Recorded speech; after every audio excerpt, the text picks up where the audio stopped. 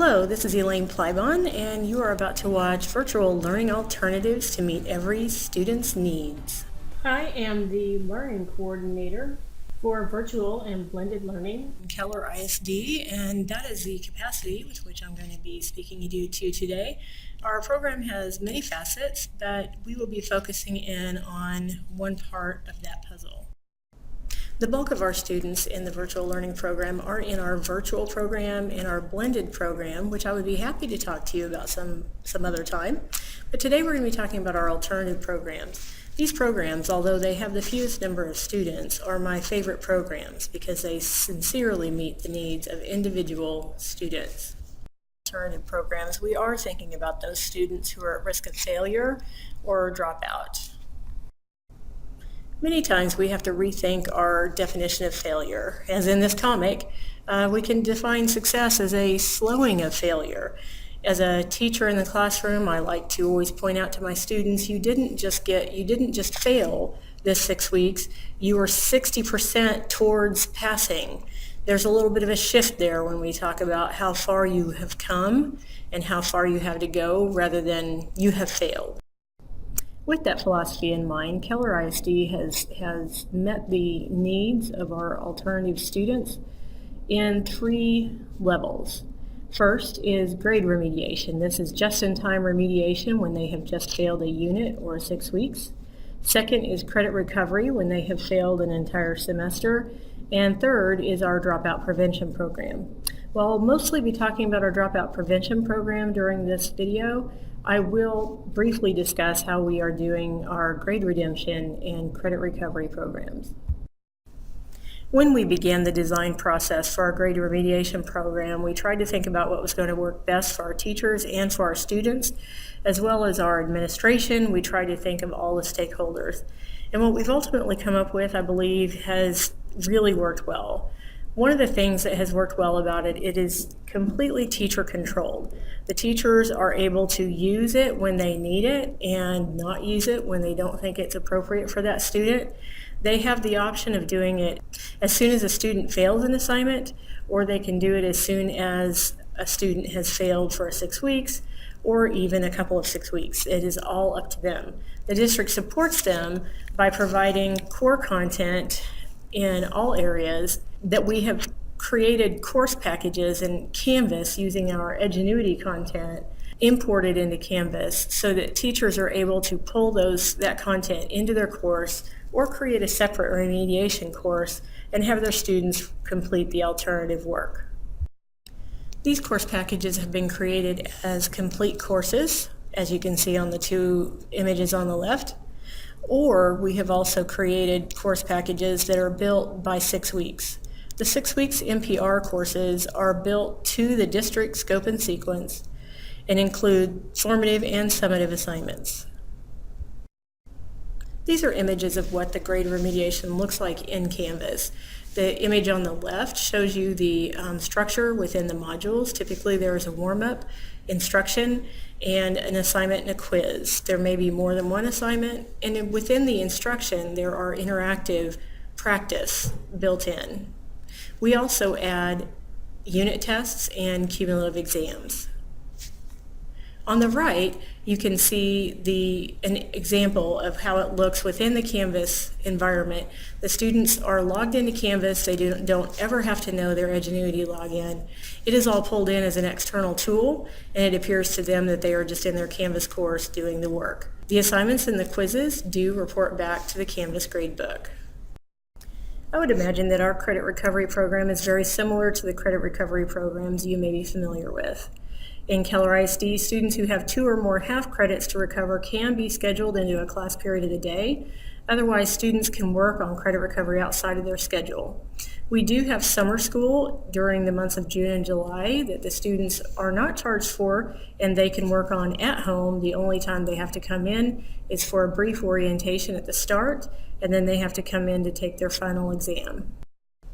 And now for the alternative programs that are nearest and dearest to my heart and meet the needs of the fewest number of our students, but each and every one of those students, for each and every one of those students, these programs have been life-changing for them. So it makes me the most excited.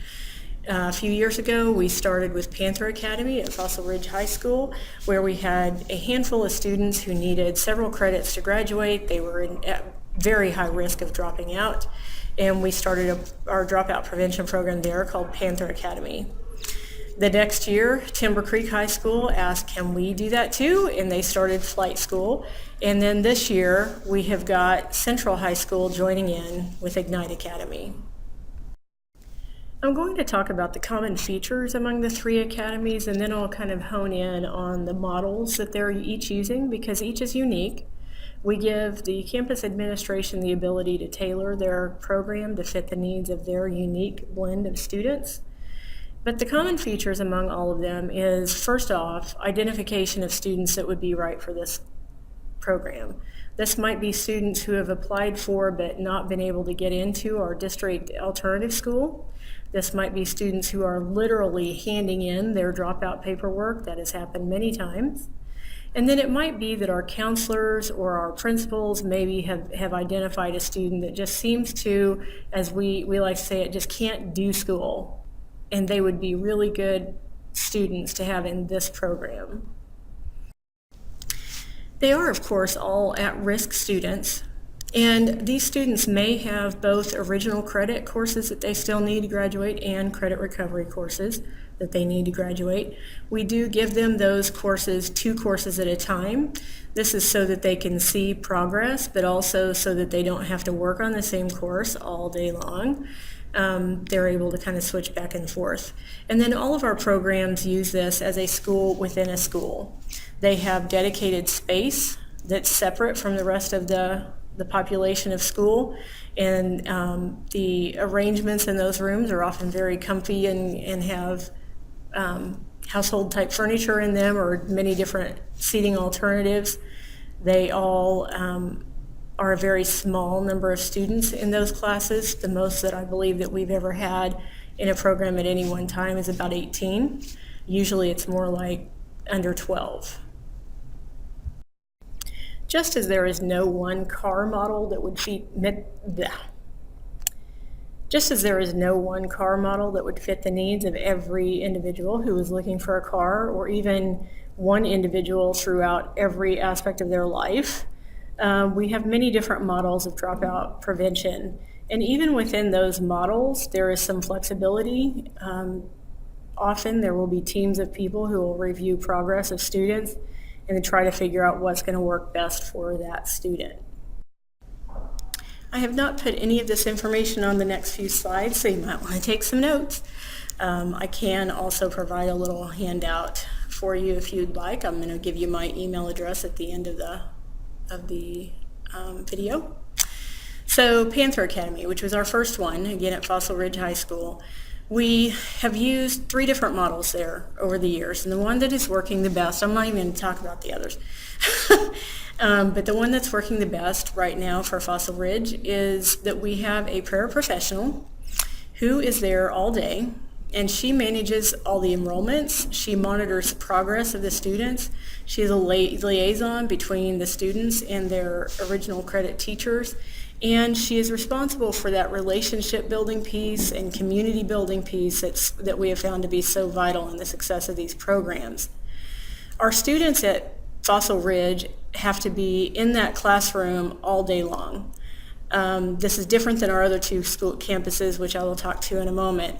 But they decided to do that because many of their students had so many credits left to gather before they could graduate that it just seemed to make sense for them to be working on it all day. Again, though, they still just work on those credits 2 courses at a time. The content teachers at Fossil Ridge are scheduled into one Panther period. They're on an AB block, so they essentially see the students every other day. So what this does for the students is if they're struggling with algebra, for example, they would know that tomorrow during 3rd period, the algebra teacher is going to be here and I can ask them questions.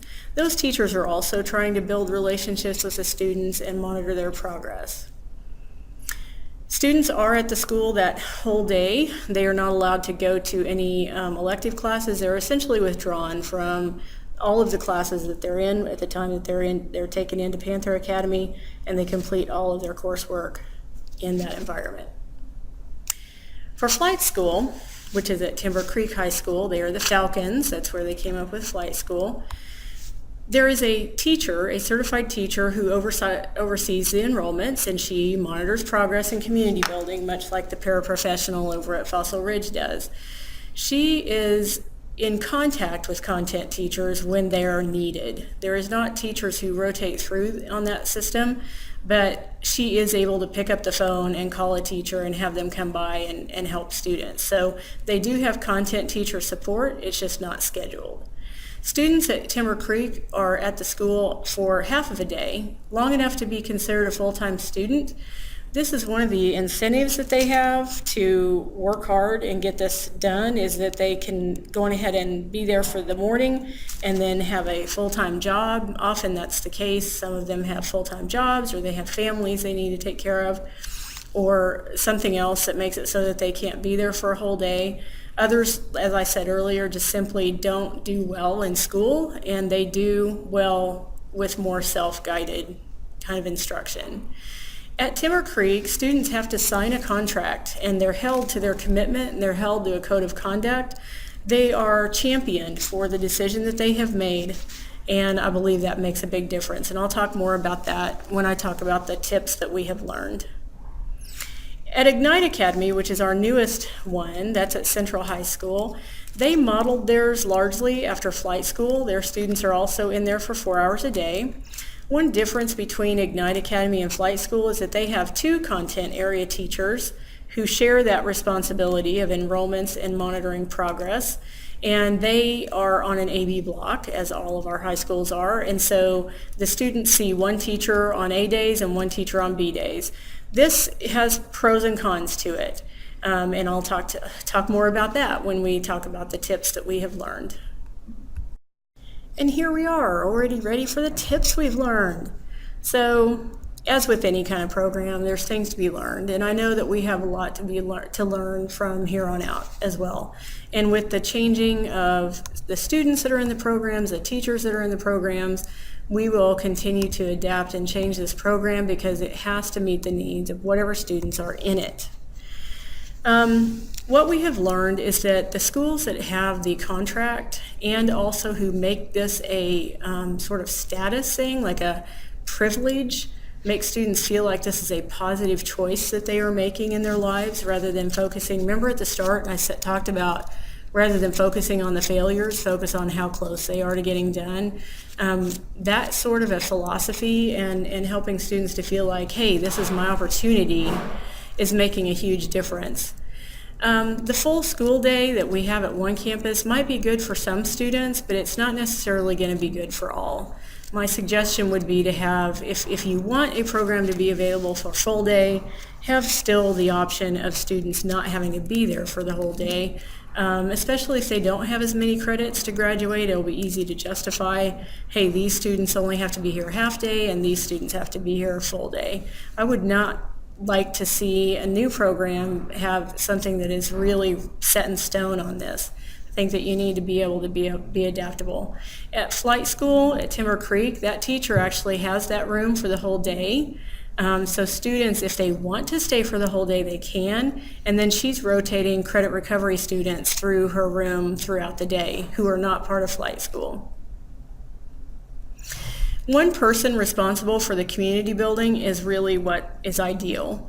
What we have found in some campuses, the one campus right now that we have that has 2 teachers, it's working pretty well because those 2 teachers communicate really well together.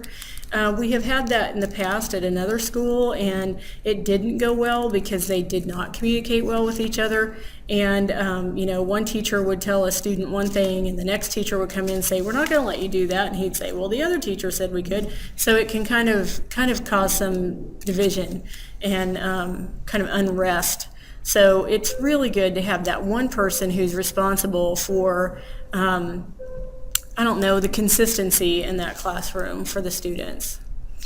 You also really need to have cooperation from your district alternative school, if you have one, for students who, as they progress through this alternative learning program, might be identified as as someone who really this is not going to work for, they're going to need some extra support that they would get at the alternative school, it is important for you to have a good relationship with the alternative school to help make decisions about those students.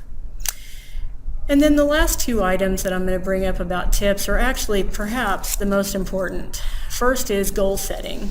And when I talk about goal setting, I'm not just talking about goal setting for an individual student, which is important. It's vitally important that that one person who's responsible for that academy or alternative program does need to have communications with each of those students and set personal goals for them.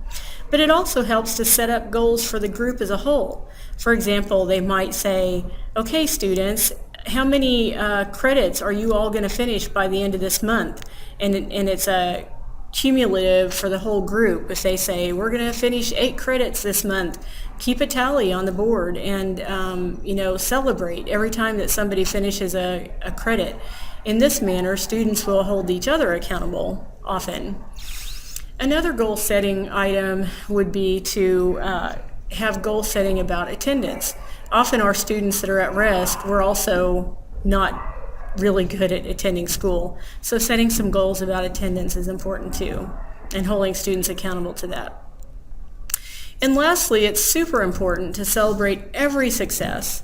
It could be something as small as whenever a student finishes a credit, play, pomp, and circumstance in the room. Or, have everybody have a big a secret handshake or a clap or something that they do whenever somebody finishes a credit. Also at flight school, one of the things that they do is they put up a little airplane every time somebody completes with their name on it, every time somebody completes a credit, and puts that on the wall. And then they have a falcon that they will fill out anytime that somebody completes credit recovery. And they'll put that on the wall. So they have a nice visual of, look at all that we have done this year. I've seen campuses that had a big tree on the wall with leaves that they would fill out with different colors for credit recovery and original credits earned. And then for sure, every time that you have a student who actually finishes all the credits they need to graduate, get them borrow a cap and gown from somebody, have a cake, invite their parents, invite the teachers that they want to invite the administration and the district administration, and make a big deal out of it. Last December, we had so many at the same time. We had about 8 at the same time out of one of the programs that was graduating that we had a legit graduation ceremony for them. This is important because students being able to be proud of themselves and to show their parents and their families what they've done is very, very important. So I would say that's one of the most important things, is to celebrate every single success. Don't get caught up in the, hey, you're not making enough progress. Get caught up in the, wow, I can't believe how much you have done. That shift in the way that we talk to our students could be the difference for them. That is it for today. I hope that you've learned something or thought of something that might spark an idea for you for your district. As I said, there's no one model that's going to work for everybody. I am very happy to visit with anybody about their ideas and provide some support as they try to plan this kind of a program. So you can reach me. I'm pretty much on all social media as ePlybon, and my email address is eplybon@gmail.com. I love hearing from people. I love being able to bounce ideas off of each other. If you're wanting to start a program, or if you have one that you think that I might benefit from some of your expertise, I would love to connect with you. And if you are not a member of the TCEA VL-SIG, please think about doing so. Check out our membership page. Membership in the VL-SIG is only $10 a year if you're already a TCEA member, and there are many big things that we have planned for this coming year, and I would like for you to be a part of it.